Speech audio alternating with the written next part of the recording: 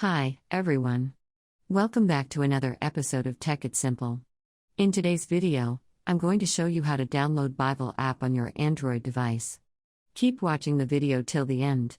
And don't forget to subscribe to our channel by hitting that subscribe button.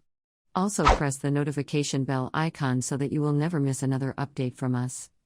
In order to download the Bible app on your Android device, first, make sure that you are connected to an internet, turn on your Wi-Fi or cellular data and open your Play Store.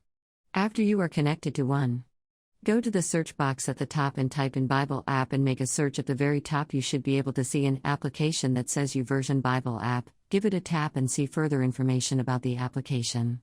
The application offers you free Bible experiences for your smartphones, tablets, and computer.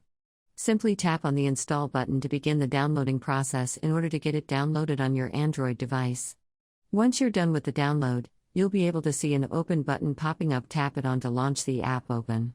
Simply sign into your account with one of your social networking sites or continue signing up with email. That is how you can easily download Bible application on your Android device. I hope the tutorial was helpful to you. If it was, go ahead and give us a thumbs up. I'll be back soon with more tutorial videos like this. Thank you for watching.